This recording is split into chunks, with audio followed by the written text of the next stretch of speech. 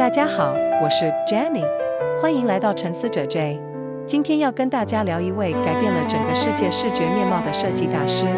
他让火车变得流线优美，他让香烟包装成为经典，他甚至设计了美国总统的专机涂装，从可口可乐瓶到太空站，从汽车到冰箱。这位法国绅士用他的设计魔法，让20世纪的美国梦变得更加迷人。他就是雷蒙罗维，被誉为工业设计之父的传奇人物。1893年11月5日，雷蒙罗维出生在法国巴黎。他的父亲是一位成功的记者，母亲则来自维也纳的富裕家庭。从小在充满文化气息的环境中长大，罗维展现出对美感的敏锐触觉。7岁时他就开始画画，15岁进入巴黎高等工艺学校，这是法国最顶尖的设计学府。在学校里，他学习绘图和工程，奠定了日后设计生涯的基础。1914年，第一次世界大战爆发，21岁的罗维被征召入伍。他在法国陆军服役4年，甚至获得了10字勋章。战争结束后，他原本计划回到巴黎继续设计事业，但命运却把他带往另一个方向。1919年9月，25岁的罗维带着40美元搭船来到纽约。他原本只打算短暂停留，没想到这一待就是一辈子。刚到纽约的日子非常艰难，他不会说英文，口袋里的钱很快就花光了。为了生存，他什么工作都接，在百货公司当橱窗设计师，为杂志画插图，甚至在餐厅打工。但这些经验都成为日后的养分。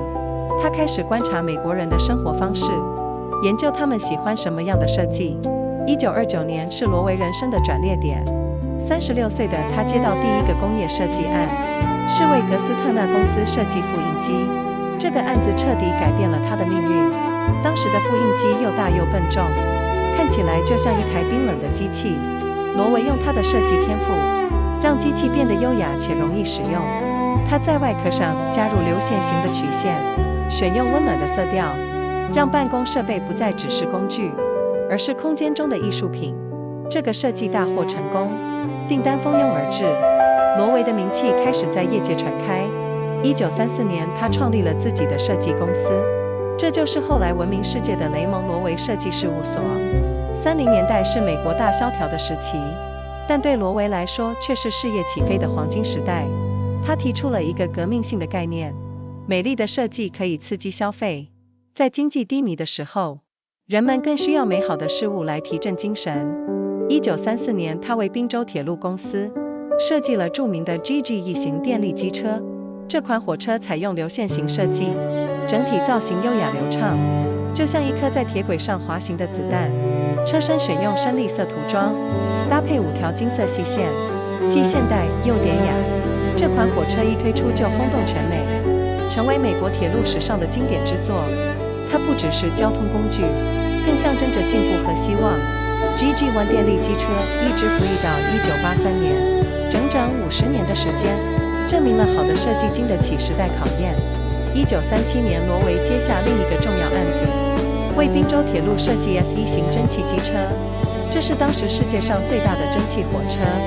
罗维把它设计成流线型，就像一条在铁轨上奔驰的巨龙。车头尖锐流畅，车身修长优美，每个细节都经过精心雕琢。虽然 S1 因为太大而不实用，只制造了1辆就停产了，但它的设计影响深远，开创了火车美学的新时代。除了火车，罗维的触角伸向各个领域。1939年，他为幸运牌香烟重新设计了包装盒，把原本绿色的盒子改成白色，加上醒目的红色标志，简洁有力的设计让幸运牌的销量暴增。这个包装一直沿用到今天，成为包装设计史上的经典案例。40年代，罗维开始涉足汽车设计。1947年，他为史蒂贝克公司设计了 Starlight 轿跑车。这款车采用子弹型车身，前后都是尖锥形，从侧面看几乎分不出前后。这种设计在当时非常前卫，引起了汽车界的轰动。1953年，他又为史蒂贝克设计了 Starliner 和 Hawk 系列。这些车型线条优美流畅，充满速度感和力量感，获得了无数设计奖项。罗维的汽车设计哲学很简单，汽车不应该只是机器，而应该是移动的雕塑品，每一条线都要有意义，每一个曲面都要赏心悦目。1955年《时代》杂志把罗维放上了封面，称他为20世纪最伟大的设计师。这一年他62岁，事业达到巅峰，但他并没有停下脚步，反而把目光投向更广阔的领域。50年代，罗维开始为大企业设计企业识别系统。他为壳牌石油设计了扇贝标志，为艾克森石油设计了椭圆商标，为国际收割机公司设计了企业形象。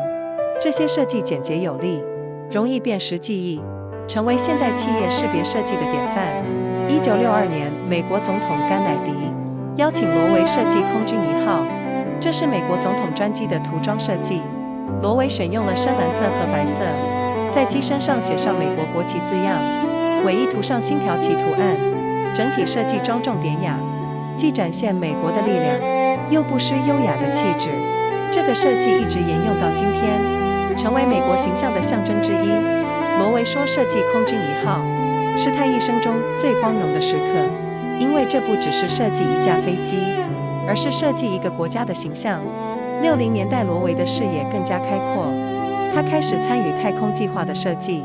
1967年，美国太空总署请他为天空实验室设计内部空间，这是美国第一个太空站。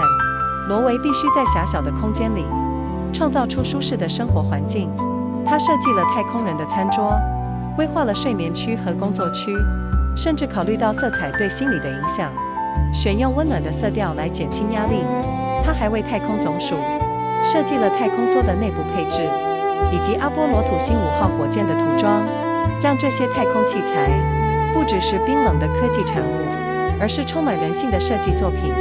罗维的设计哲学非常独特，他有一句名言：最美的曲线就是销售曲线。他认为设计不能只是好看，更要能创造商业价值。好的设计应该让产品更好卖，让消费者更愿意购买。这个观念在当时非常前卫，彻底改变了设计产业的思维。他还提出了 MAYA 原则，意思是最先进但可接受的设计要够新颖才能吸引目光，但又不能太前卫让人无法接受，要在创新和熟悉之间找到平衡。这个原则影响了无数设计师，成为设计界的金科玉律。罗维对细节的要求近乎苛刻，他会为了一条线的弧度反复修改几十次，为了一个颜色的深浅测试上百种组合。他相信魔鬼藏在细节里，只有把每个细节做到完美，整体设计才会成功。他的工作方式也很特别，每天早上7点就到办公室，第一件事就是画草图。他认为手会是最直接的思考方式，电脑无法取代手与脑的连结。即使到了晚年，他依然坚持亲自动手画图。罗维的设计涵盖范围惊人，从小到邮票信封，带到火车飞机，从日常用品到太空设备，从包装设计到企业识别，几乎没有他不涉足的领域。有人统计过，他一生设计了超过1000件作品，影响了数亿人的生活。走在美国的街道上，到处都能看到他的设计，可口可乐的贩卖机，幸运牌的香烟盒，壳牌加油站的标志，灰狗巴士的车身涂装，这些都出自罗维之手。他真的把美国设计成他想要的样子。70年代，罗维开始放慢脚步，但他从未真正退休。他在法国和摩纳哥都有住所，过着优雅的生活，但只要有好的案子，他依然充满热情的投入。他常说，设计师永远不会退休，因为设计就是生活，只要还活着就要继续创作。1986年，罗维获得美国国家设计奖的终身成就奖，这是美国设计界的最高荣誉，表彰他对设计产业的卓越贡献。领奖时他已经93岁，依然精神矍铄，充满活力。1986年7月14日，罗维在摩纳哥的家中安详辞世，享年92岁。他走完了精彩的一生，留下了无数不朽的设计作品。罗维对后世的影响难以估量，他开创了工业设计这个专业，让设计师成为受人尊敬的职业。在他之前，设计只是工程的附属品；在他之后，设计成为独立的学科。他证明了美感可以创造价值，好的设计能改变人们的生活，影响整个社会的面貌。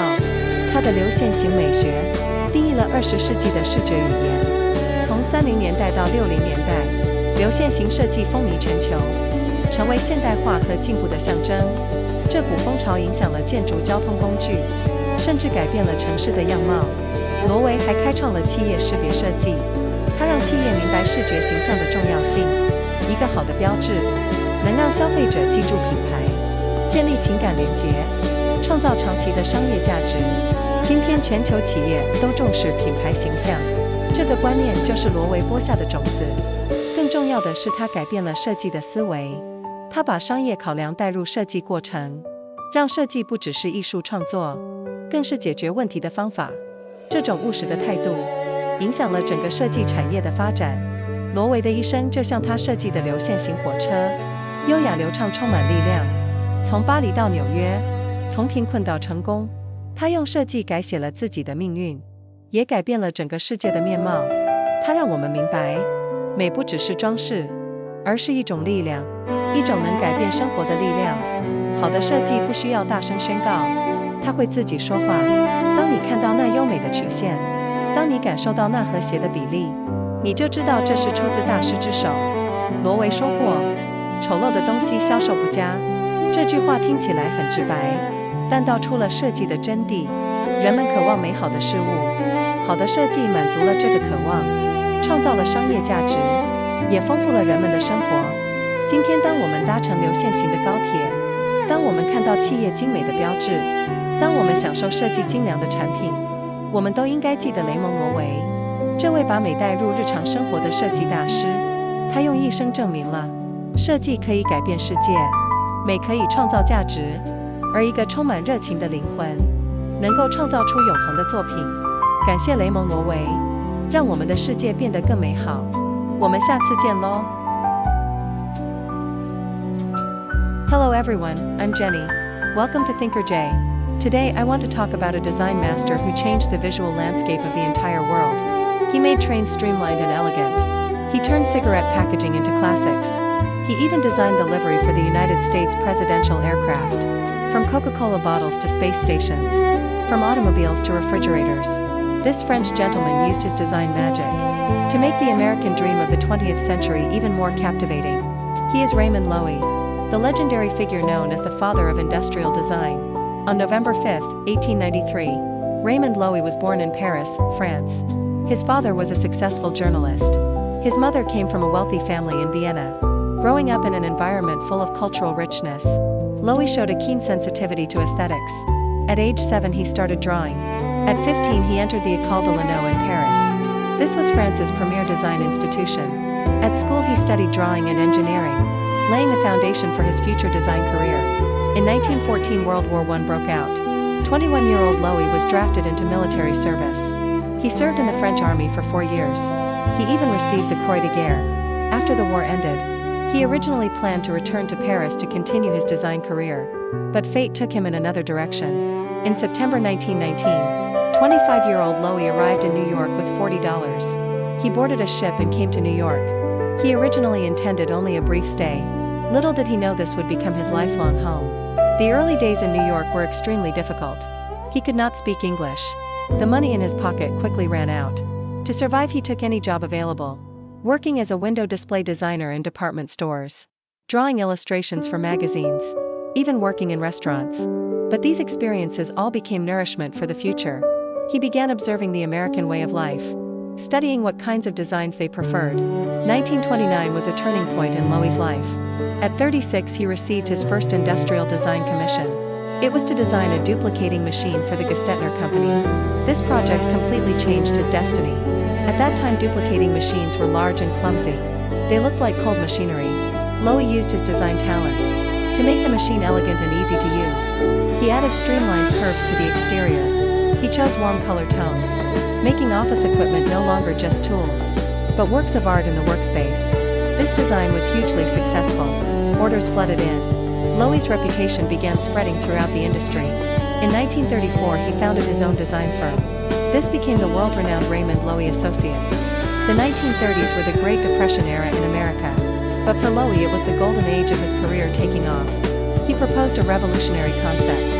Beautiful design can stimulate consumption. During economic downturns, people need beautiful things even more to lift their spirits.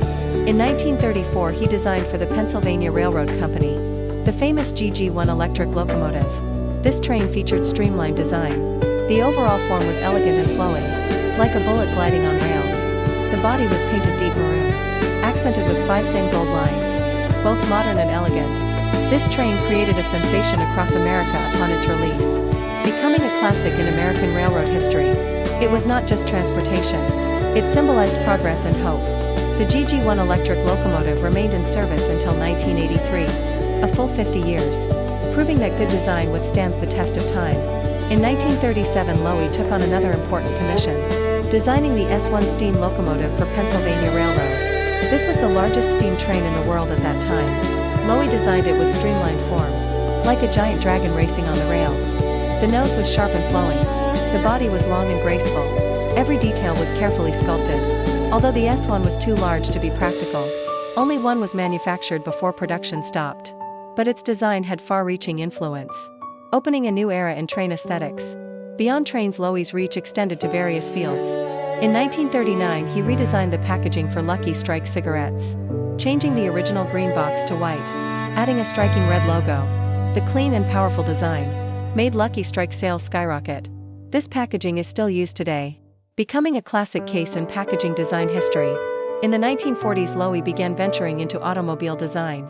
In 1947 he designed for the Studebaker Corporation the Starlight Coupe. This car featured a bullet-shaped body. Both front and rear were tapered. From the side it was almost impossible to tell front from back. This design was very avant-garde at the time, causing a sensation in the automotive world. In 1953 he designed for Studebaker again the Starliner and Hawk series. These car models had beautiful flowing lines, full of speed and power, winning countless design awards. Loewy's automobile design philosophy was simple. Cars should not just be machines. They should be mobile sculptures. Every line must have meaning. Every curved surface must be pleasing to the eye. In 1955 Time magazine put Loewy on its cover, calling him the greatest designer of the 20th century. That year he was 62 years old. His career reached its peak, but he did not stop. Instead he turned his gaze toward even broader fields. In the 1950s Loewy began working for major corporations, designing corporate identity systems. He designed the scallop shell logo for Shell Oil. He designed the oval trademark for Exxon. He designed the corporate image for International Harvester. These designs were clean and powerful, easy to recognize and remember, becoming models for modern corporate identity design. In 1962 President John F. Kennedy invited Loewy to design Air Force One. This was the livery design for the United States presidential aircraft. Loewy chose deep blue and white, writing United States of America on the fuselage, painting the American flag on the tail. The overall design was dignified and elegant, showcasing American power, while maintaining elegant grace. This design is still used today, becoming a symbol of American image. Loewy said designing Air Force One was the most glorious moment of his life, because it was not just designing an aircraft, but designing the image of a nation. In the 1960s Loewy's vision became even broader. He began participating in space program design. In 1967 the National Aeronautics and Space Administration asked him to design the interior space of Skylab. This was America's first space station. Loewy had to create a comfortable living environment in cramped quarters. He designed the astronauts' dining table. He planned sleeping areas and work zones. He even considered the psychological impact of colors, choosing warm tones to reduce stress. He also designed for NASA the interior configuration of the Space Shuttle and the livery of the Apollo Saturn V rocket, making these space equipment not just cold technological products, but design works full of humanity. Loewy's design philosophy was very unique. He had a famous saying, "The most beautiful curve is the sales curve." He believed design cannot just be beautiful. It must create commercial value. Good design should make products sell better, make consumers more willing to buy. This concept was very avant-garde at the time, completely changing the thinking of the design industry. He also proposed the MAYA principle, meaning most advanced yet acceptable. Design must be novel enough to attract attention, but not too avant-garde to be unacceptable, finding balance between innovation and familiarity. This principle influenced countless designers, becoming a golden rule in the design world. Loewy's attention to detail was almost demanding. He would revise the arc of a single line dozens of times repeatedly, for the shade of a single color, testing hundreds of combinations. He believed the devil is in the details. Only by perfecting every detail can the overall design succeed. His working method was also special. Every morning at 7 he arrived at the office. The first thing was sketching. He believed hand drawing was the most direct way of thinking. Computers cannot replace the connection between hand and brain, even in his later years. He insisted on drawing by hand himself. Loewy's design scope was astonishing, from small items like stamps and envelopes, to large items like trains and aircraft, from everyday products to space equipment, from packaging design to corporate identity. There was almost no field he did not venture into. Someone calculated. He designed over 1,000 works in his lifetime, influencing hundreds of millions of lives. Walking on American streets, his designs are visible everywhere. Coca-Cola vending machines, Lucky Strike cigarette boxes, Shell gas station logos, Greyhound bus livery. These all came from Loewy's hand. He truly designed America into what he wanted it to be. In the 1970s, Loewy began slowing down, but he never truly retired. He had residences in both France and Monaco, living an elegant life. But whenever there was a good project, he remained passionately engaged. He often said designers never retire, because design is life. As long as you are alive you must continue creating. In 1986 Loewy received the National Design Award for Lifetime Achievement. This was the highest honor in American design, recognizing his outstanding contribution to the design industry. At the award ceremony he was 93 years old, still mentally sharp and full of vitality. On July 14, 1986, Loewy passed away peacefully at his home in Monaco. He was 92 years old. He completed a brilliant life, leaving behind countless immortal design works. Loewy's influence on later generations is immeasurable. He pioneered industrial design as a profession, making designer a respected occupation. Before him design was merely an appendage to engineering. After him design became an independent discipline. He proved that aesthetics can create value. Good design can change people's lives, influencing the face of entire societies. His streamlined aesthetic defined the visual language of the 20th century. From the 1930s to the 1960s, streamlined design swept the globe, becoming a symbol of modernization and progress. This trend influenced architecture and transportation, even changing the appearance of cities. Loewy also pioneered corporate identity design. He made corporations understand the importance of visual image. A good logo can make consumers remember a brand, building emotional connections, creating long-term commercial value. Today global corporations emphasize brand image. This concept was a seed planted by Loewy. More importantly, he changed design thinking. He brought commercial considerations into the design process, making design not just artistic creation, but a method for solving problems. This pragmatic attitude influenced the development of the entire design industry. Loewy's life was like the streamlined trains he designed, elegant, flowing, and full of power. From Paris to New York, from poverty to success, he used design to rewrite his own destiny and change the face of the entire world. He made us understand, beauty is not just decoration. It is a force that can change life. Good design does not need to proclaim itself loudly. It speaks for itself. When you see those graceful curves, when you feel those harmonious proportions, you know this came from a master's hand. Loewy once said, "Ugly things do not sell well." This sounds very straightforward, but it reveals the essence of design. People yearn for beautiful things. Good design satisfies this yearning, creating commercial value and enriching people's lives. Today when we ride streamlined high-speed trains, when we see exquisite corporate logos, when we enjoy well-designed products, we should all remember Raymond Loewy, this design master who brought beauty into daily life. He proved with his life, design can change the world, beauty can create value, and a soul full of passion can create eternal works. Thank you Raymond Loewy, for making our world more beautiful. See you next time.